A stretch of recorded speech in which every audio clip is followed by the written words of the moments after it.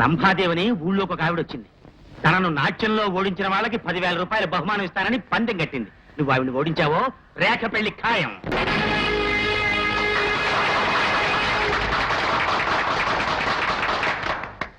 ఇప్పుడు జరిగిన పోటీలో గెలిచిన శ్రీ ఫణి గారికి ప్రముఖ పారిశ్రామికవేత్త శ్రీ కోదండరామయ్య గారి చేతుల ద్వారా రంభాదేవి గారు 10,000 రూపాయలు అందజేస్తారు.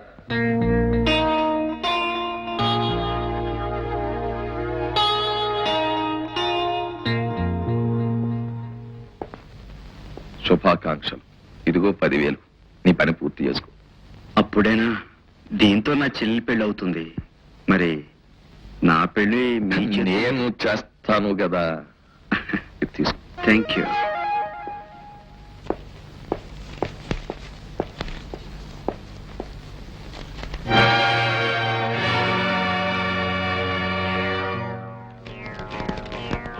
పనిగా అయిపోయావరా?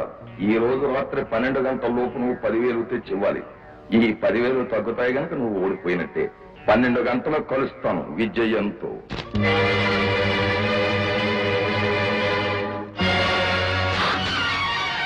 నువ్వు అందమైన దానివే అనుకున్నాను, కానీ ఇంత అందంగా మోసం చేస్తావని ఇప్పుడే తెలుసుకున్నాను. ఇంకా తెలియట్టు నటించుకో.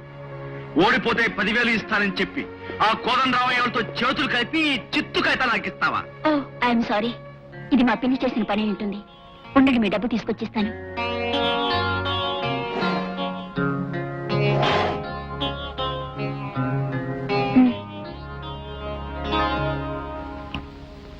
I'm sorry.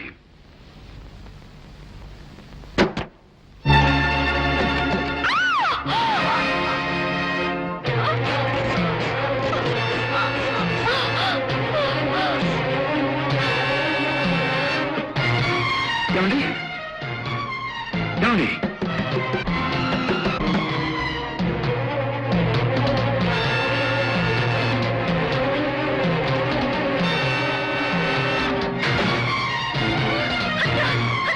ఎవరో హత్య చేశారు! ఎవరో హత్య చేశారు!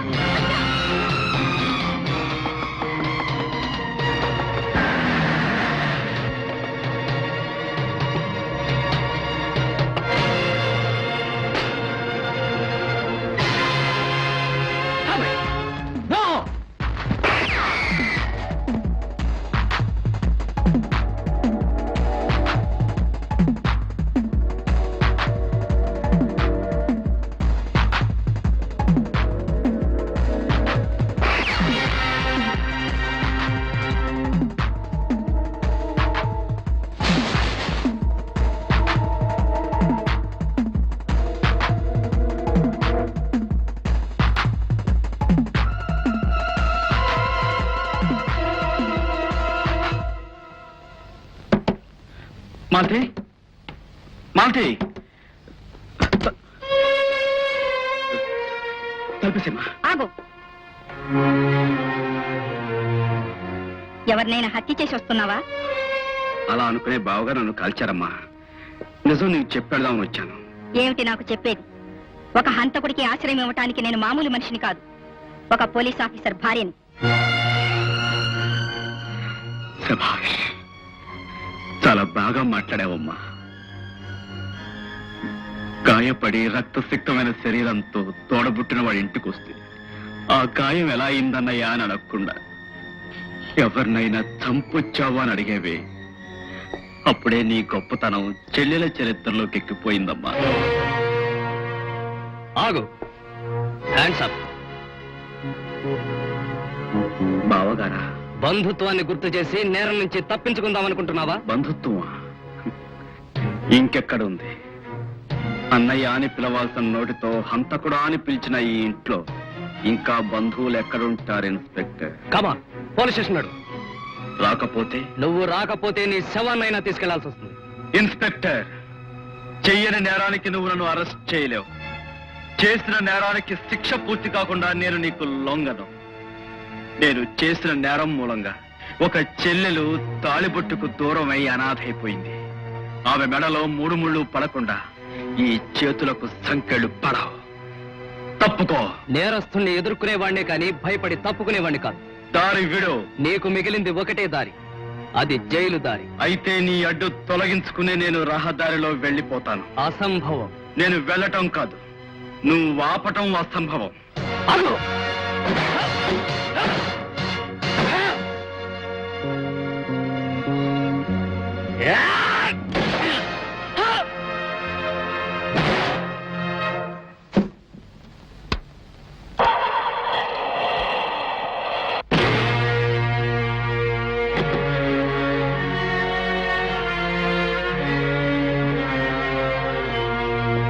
అయ్యో, ఏం జరిగిందన్నయ్య? ఈ రక్తం ఏమిటి? ఏమిటన్నయ్య, ఓ పక్క రక్తం దారిలే కారుతుంటే చిరునవ్వులు నవ్వుతావేంటి? నేను పోగొట్టుకున్న చెల్లెలు నిజంగా ఇప్పుడు దొరికిందమ్మా. ఆ ఆనందంలో కన్నీళ్లు తిరుగుతున్నాయి. జీవితంలో మొదటిసారిగా అన్నయ్య అన్న పిలుపు విన్న అనుభూతిని పొందాను. రామ్మా, ఆ బీరువాల డబ్బు తీయమ్మా.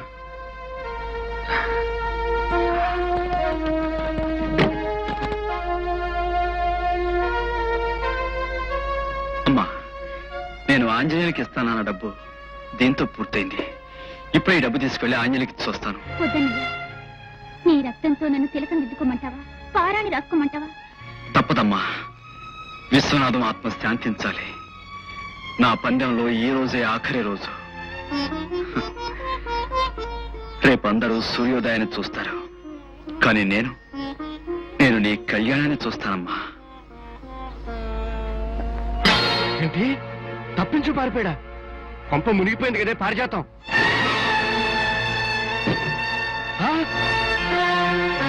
లెక్కలొచ్చా? లెక్క పెట్టివ్వనా? 50,000. మన పందానికి ఈ డబ్బు పనికిరాదు.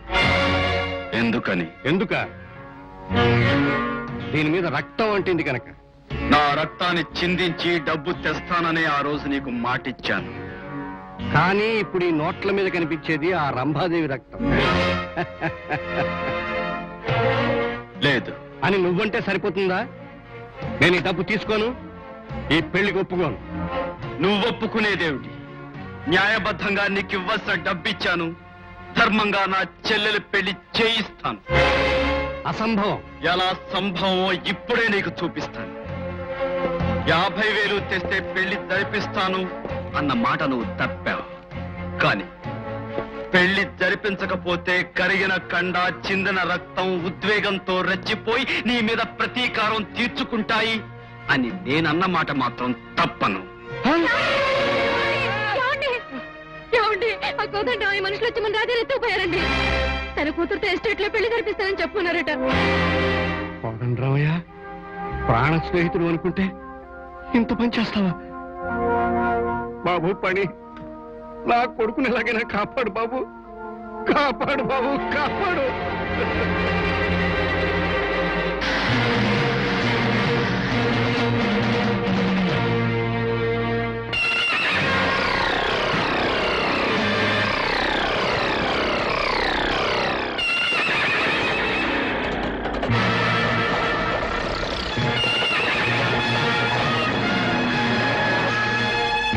చూశావా నిన్నిక్కడికి ఎలా రప్పించాను? నువ్వెందుకు రప్పించుకున్నావో నాకు తెలియదు గాని నేను మాత్రం నిన్ను తప్పించడానికే ఇక్కడికొచ్చాను.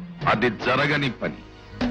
నిన్ను నా మనుషులు కాసేపు ఇక్కడ ఉంచగలిగితే ఈలోగా పోలీసులు వస్తారు, నిన్ను తీసుకెళ్లి జైలు గోడలకు ఎరువుగా వేస్తారు. జైలు గోడలు కరువుతో ఎదురు చూస్తోంది నా కోసం కాదు, నీ కోసం.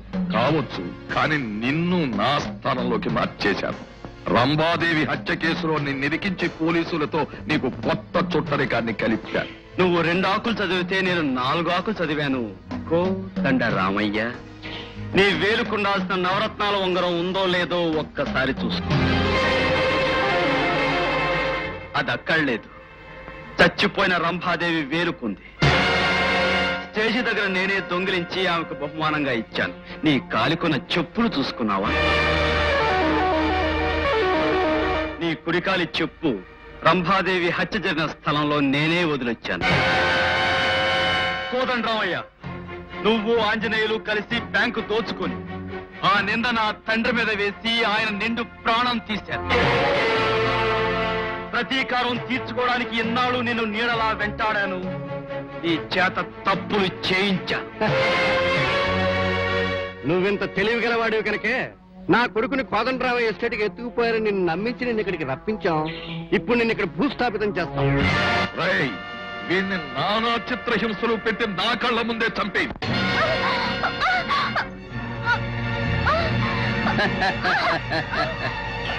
విశ్వనాథాన్ని చంపినట్టే రేఖని చంపుతాను రా.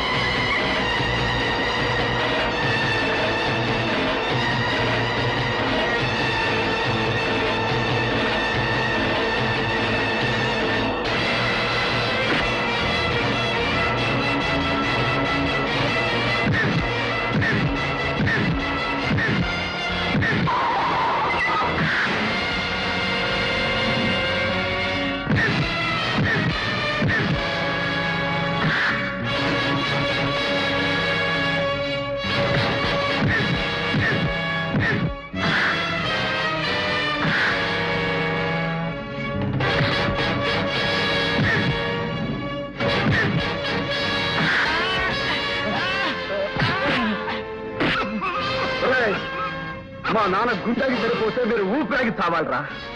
మా అమ్మ అనాథగా సరిపోతే మీరు దిక్కులేని చావు చావాలి. మీ రాక్షసత్వానికి, మీ దుర్మార్గానికి ఇదే శిక్ష, ఇదే శిక్ష, ఇదే శిక్ష.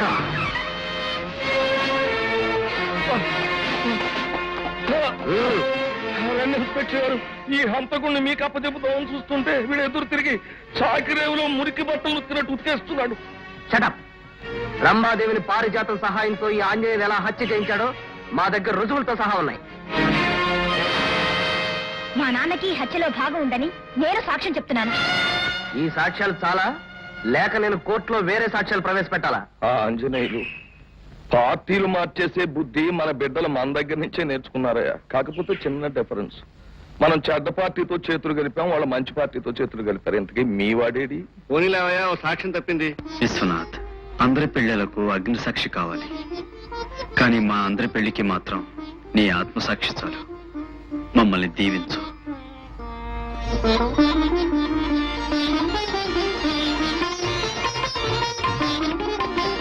గురు పనిలో పని నువ్వు కూడా కానిచ్చేయి.